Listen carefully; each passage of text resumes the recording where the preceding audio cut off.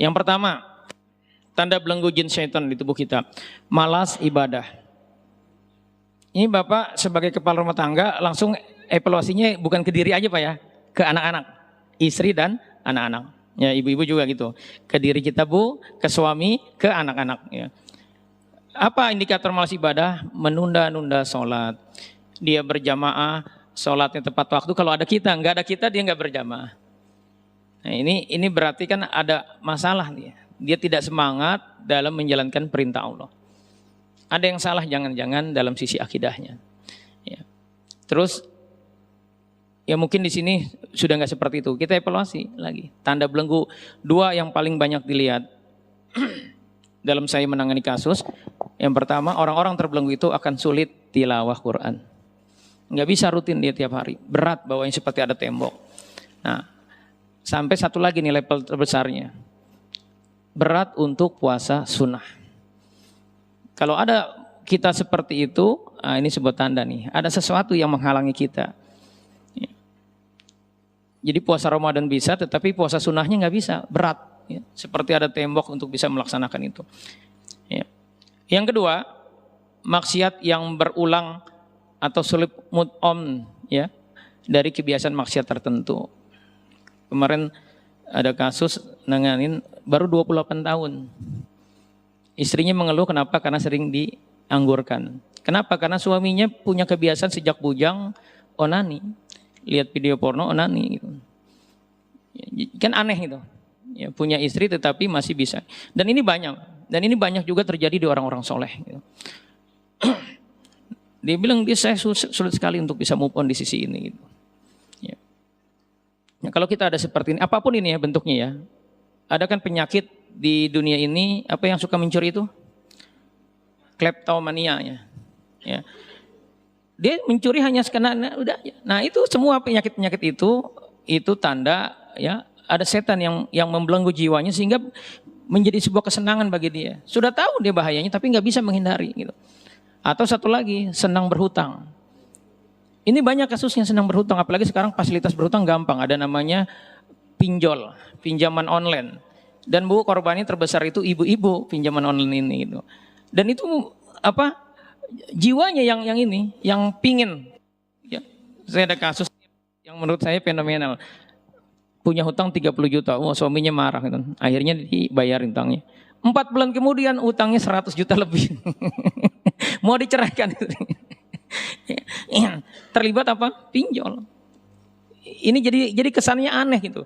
Kalau cuma dinasihatin nggak kena. Jinnya setannya keluarin. Karena ini sudah ada di dalam dadanya setannya, di jiwa dia gitu. Jadi kalau kita merasakan ini ada maksiat yang berulang, sulit sekali tobat, ya. Ini tanda. Ya. Nah kita lihat Pak di anak-anak kita, udah dinasihatin jangan melakukan maksiat ini, tetap aja dia kena. Kita patut waspada. Gitu. Yang ketiga emosional, ya mudah marah. Pak kalau kita dibilang istri kita pemarah, gampang tersinggung. Nah atau ibu-ibu menyimpan kesedihan, menyimpan dendam gitu. Ngajinya seminggu 2 kali, bahkan ada yang 3 kali, tetapi masih menyimpan dendam, maka itu sama saja kita memfasilitasi setan untuk bisa ngaduk-ngaduk kita saat kita dapat ujian. Saya pernah mengilustrasikan kan, kalau anggap aja ini botol, kalau di dalam botol itu ada lumpur, ada tanahnya, ketika posisi dia tenang seharian, bening, tetapi begitu goyang, kotoran di bawah itu akan membuat air itu menjadi keruh. Itulah perumpamaan orang-orang yang menyimpan luka batin, menyimpan kesedihan, menyimpan kekecewaan, menyimpan dendam. Ini evaluasi juga Pak ya di anak-anak kita. Kalau dia ada terutama anak perempuan, ada seperti itu, ini bom waktu. Ya. Ini perangkap yang setan pasang supaya saat kita diuji dengan sesuatu yang tidak sesuai dengan kehendak kita, itu guncangnya luar biasa. Bisa jadi nggak mau ngaji lagi, bahkan bisa jadi udah nggak mau berislam lagi, ya nauzubillah. Jadi dievaluasi ini, masih ada nggak kita ini, ya emosional. Yang keempat, ego kuat, sering konflik dengan orang lain, termasuk saudara kandung. Kita di komunitas ini ada yang masalah dengan kita, ikut komunitas yang lain ada yang dengan kita. Nah kalau seperti ini kitanya yang bermasalah. Dan ini yang saya sebut dengan chemistry jiwa. Orang-orang tertentu Pak, ya. Ketika jin dia tetangganya atau jin yang dalam satu komunitasnya, itu yang konflik sebenarnya jinnya. Tetapi ya itu karena dia ada di tubuh kita dan dia bisa membelenggu kita, jadi akhirnya kita ladenin yang seperti itu. Jadi evaluasi nih, kalau ada hari ini masih nggak tegur-teguran sama tetangga, ya, sama satu komunitas, padahal peristiwanya udah lebih dari 5 tahun. Ini hati-hati, ini sekali lagi bom waktu. Nggak pentingin, ya. Dan kalau nggak selesai, ternyata ya orang tersebut masih nuntut kita, atau kita masih ada dendam membara terhadap dia, nanti Allah selesaikan di mana? Di akhirat kita akan dipertemukan. Ya, nauzubillah, jangan sampai. Ya. Padahal kalau kita maafkan, apa balasannya Pak? Istana.